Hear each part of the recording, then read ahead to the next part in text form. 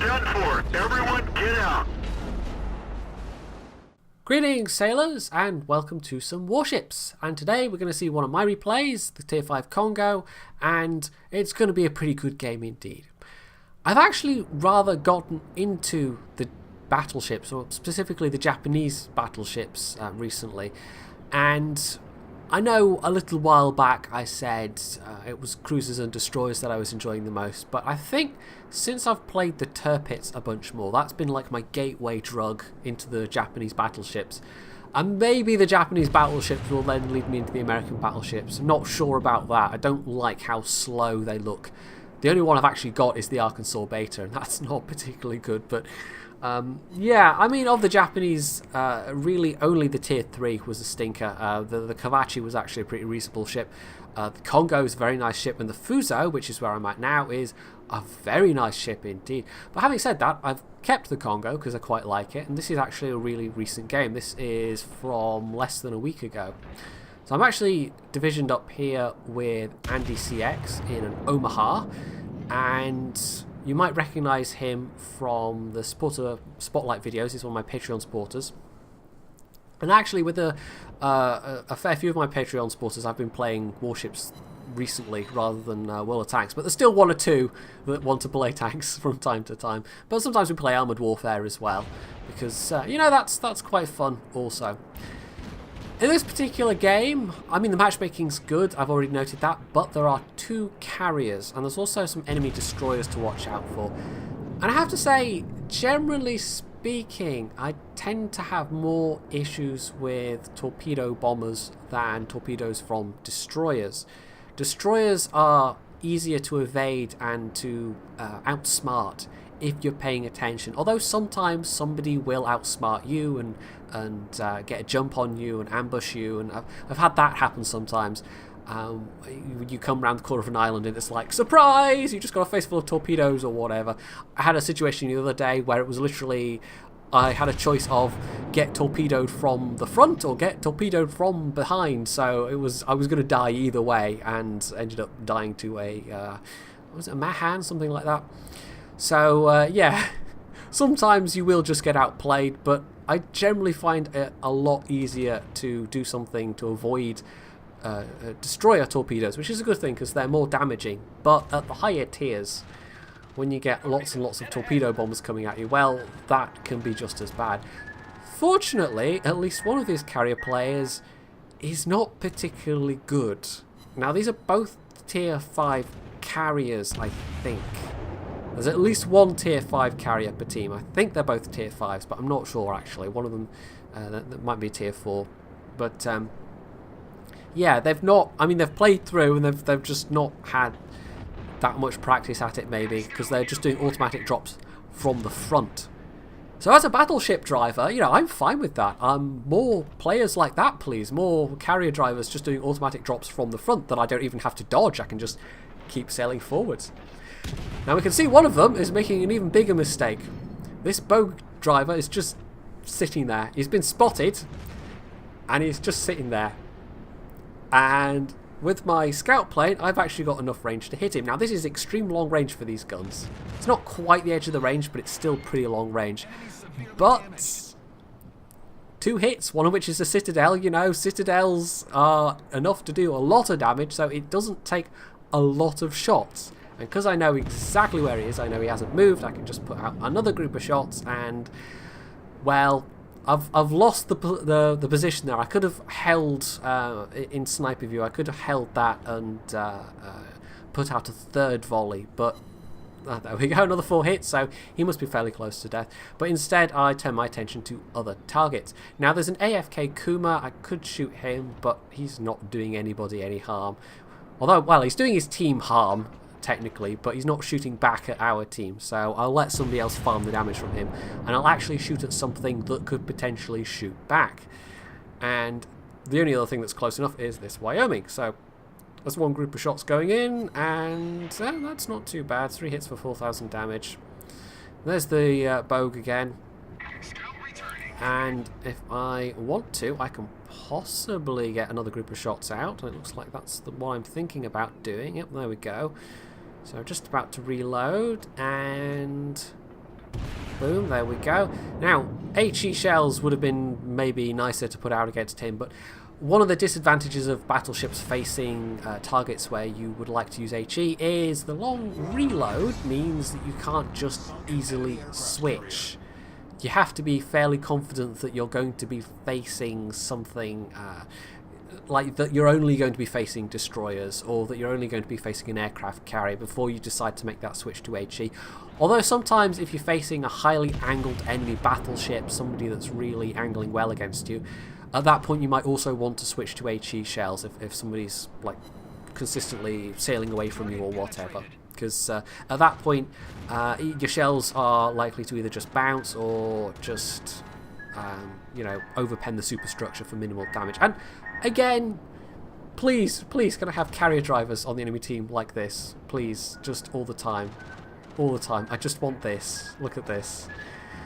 Anyway, that Wyoming's about to make it to safety, and I do actually take a hit from the carrier. I get a single bomb hit from his dive bombers, but doesn't really do a lot of damage. It's like 1,000 damage plus a fire, which I'm able to just extinguish very quickly. And it's about now that I think I was starting to take stock of the wider situation, because we've got this flank fairly comfortably, but yeah, the enemies are getting awfully close to the cap circle, and there's actually a Gremiashi down on the J line that we know about, so our bow probably isn't going to last very long, and we've already lost one carrier. So we have to start thinking about basically either all piling onto the cap or defending our own cap. And I actually, I think I was thinking at this point that, well, we've got enough people up here that they could cap potentially if we had to, and I could turn around and try and defend, because I've still got basically all of my hit points and all of my repairs.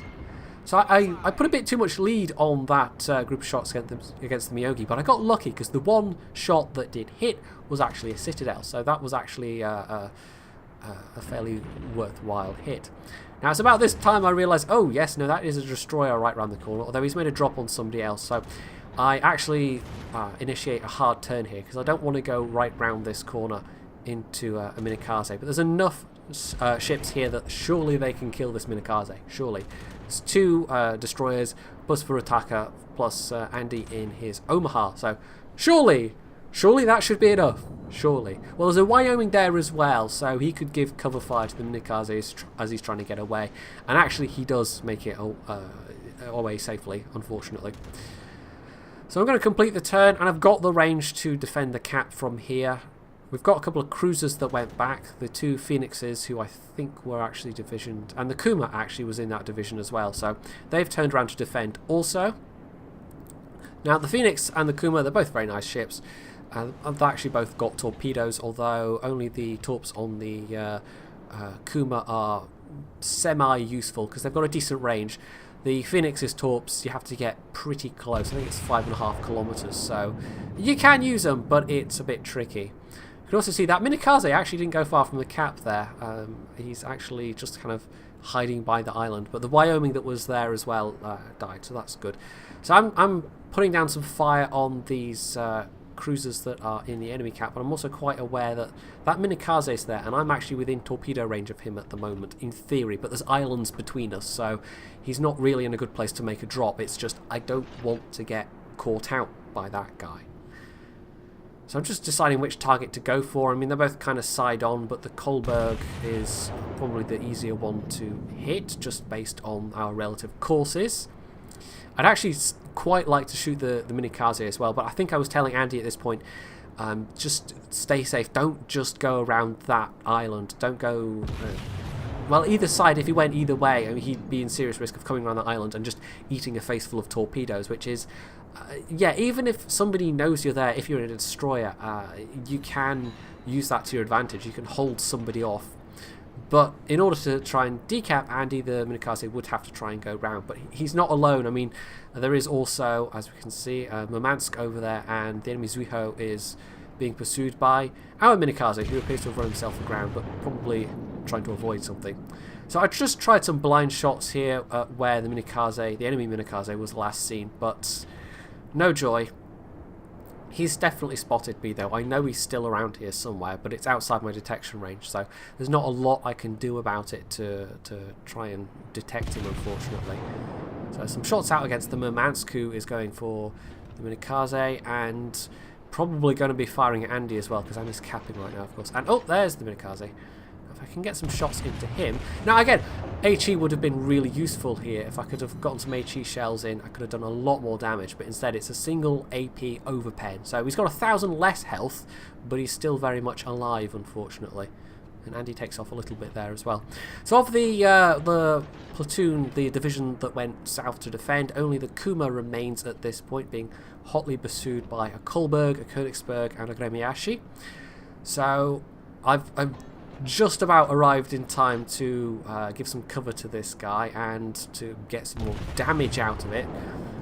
And between the two of us, we should be able to give a good accounting of ourselves. Now, I actually would quite like the Kuma to remain alive for the purely selfish reason of he could much better deal with the Gremiashi than I can, if it comes to that. I can deal with these cruisers, and he can deal with the Gremiashi, in theory. So I'm turning my attention. I'm going to take out the Kolberg first, because I know he's got a pretty fast rate of fire. He's not got the best HE shells. In fact, neither of these German cruisers do, but you know, a fast rate of fire with even not great HE shells can still set you on fire, and in a battleship that can be a bit of a problem. Now that was a bit of a duff spread. That was 3 hits for not that much damage, but oh, there we go, the Kuma takes him down. He's still yeah, I'm still looking fairly healthy, so that didn't really cost me much in the way of health, but I am very much aware. Look at this Gremiashi, he's coming up behind, so I'm not wanting to muck around while this Gremiashi's close by, because his torpedoes could do a lot of damage. Now I think it's at this kind of point onwards, I was having some latency issues this day. I think it was packet loss, and here we go. So I kept, from this point forwards, having these moments where my ship and everything around would just freeze, and that would appear to be packet loss. And it wasn't just World of Warships. I was having that in Armoured Warfare and I think tanks as well. I can't remember if I played tanks that day, but it was my internet connection for some reason on that particular day, and it got a little bit hairy later on, as you will see, because you don't want everything to just freeze up around you as you're trying to react quickly.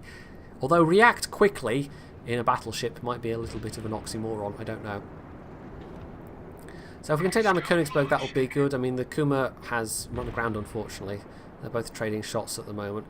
But I'm acutely aware that there's a Gremiashi coming up behind me. And yeah, you can close the distance, but this is, I mean, if you know there's a destroyer coming for you, if you can keep them on your tail, that is probably the best place to have them, because having to launch torpedoes against a target that's running away from you is a very suboptimal situation. Now we've lost the Kuma. The Königsberg is still alive, but only just, so the next couple of shots, it's not going to take much, like one overpen should do it. And oh, no, not quite. Okay, I did get one overpen for 1,020, and he's left him on 74 health, so he's still alive, unfortunately. At some point during all this, Andy died, unfortunately. It's actually now down to me and the Minikaze, who's on the other side of the map, so this is it. This is you know, I have to cope with this myself. I've got absolutely no one to back me up here.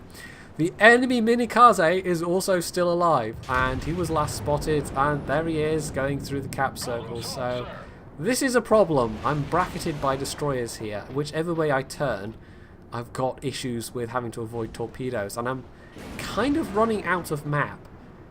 Now, this is the stage. I mean, I was saying earlier that if you know you're just going to be facing destroyers, then you can switch to HE without any problems. This is the stage where I should have done that, and I guess I was just so intent on staying alive that I did not have I didn't think to do it. I didn't think to myself, I have to, you know, I've got a better chance of taking them out if I switch to HE. So I just keep firing AP at these destroyers, and yeah, you can do damage, but you have to land the hits, and you're just always going to have a better time firing HE shells, because the HE shells won't overpen and they will set the destroyers on fire, especially with battleship HE, which has a rather high fire chance. So yeah, another hairy moment, but I anticipated that the Minikaze was going to put torps out, so I would have eaten one of those, except they just ran out of range. So yeah, now I've turned, I've put the fire out, I've taken some damage, but I'm still looking reasonably healthy. But look at this packet loss. This is just like stop start. This is really a bad time for this to be happening. This is very suboptimal indeed. So the Minikaze, I think, took out the enemy carrier, the remaining enemy carrier, and there's a Königsberg going for our cat, but the Minikaze is going to intercept him. But oh, hello, there's the Grebiashi, and I completely flubbed that entire salvo. Now, at this point, my secondaries open up, and in panic, I turn, because I'm still trying to keep him on my tail. I'm trying to deny him a broadside, and oh, there we go, Confederate medal. So I've done a reasonable amount of damage in this one. So my secondaries, I mean, he's well within range. But my secondaries are... I don't know, they don't seem to quite be doing... I think the gunners were all asleep or something like that. And this packet loss is killing me, man. So there we go, 4,000 damage, but HE probably would have obliterated him. But yeah, I'm desperately trying to maneuver here, but I've run out of water. I'm about to run aground. I'm about to run aground and there's two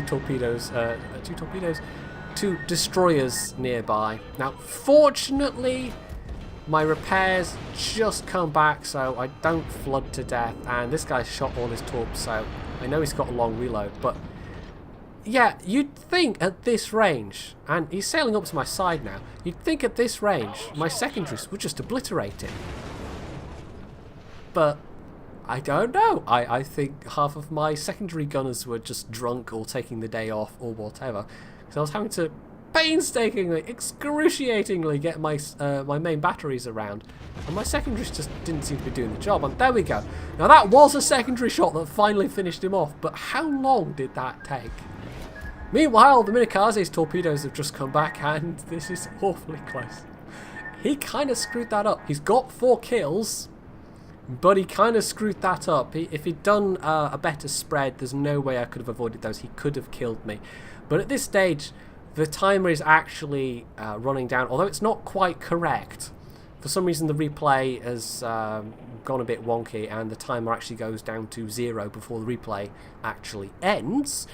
But we're still really quite close to the end of the match. And if they kill me, I mean, we're ahead on points. And there we go. The Minikaze just killed the Nuremberg. So that's fine. Or the Königsberg, rather. So if we close out this battle with the most points, we've won. And me not dying was quite an important part of that, because that would have been a lot of points to the enemy team. So yeah, this is getting awfully close. But again, out of range. This Minikaze, I mean, if he'd come in with the Gremiashi, I think they could have done it together. And as it was, that was a very, very, very hairy ending. But we've gotten away with it. He can't drop torpedoes again in time now. And despite the fact that our Minikaze, I mean, he's kind of coming back up in this direction now, but he did a good job as well, as you'll see on the score screen. And I was a little bit mad at the time that he wasn't there to help me right there and then, because I was being chased by 2 destroyers, which is not optimal when you're in a battleship. But as it was, I mean, I looked at the score screen at the end and thought, actually, no, that guy was definitely pulling his own weight as well. So, there we go. I mean, I got a Confederate out of that, and in terms of the damage done, it was okay. It was pretty respectable. It's just, it was that ending. That ending was just ridiculously tense. Score-wise, I did pretty well. I was only just behind that Minikaze, about less than 100 points. He also got a medal, though I don't know what it was offhand. And our Bogue actually did reasonably well also. So we can just see from the scores there, 50 secondary shots fired, 8 hits. Yeah, that's the power of secondary batteries right there. But 80k with my main batteries, so that's pretty respectable. I'm fairly happy if I can manage 70-80k in a battleship game, and you know, if you do over 100k, well, that's just all gravy from that point. So, like I said, I'm at the Fuso now. You'll probably see a replay of that at some point, and I'm probably going to keep the Fuso as well because I'm really enjoying it, and I'm going to have to start a whole new captain with the Nagato probably, but I've heard tell that's a pretty decent ship also. So, yeah, maybe the Yamato will be my first tier 10. Maybe. We'll see. But, yeah, if not, it's likely to be the Zhao instead. So if you've enjoyed this bit of battleship action, you can leave any comments below, you can hit the like button, you can subscribe to my channel, and as always, stay tuned for more.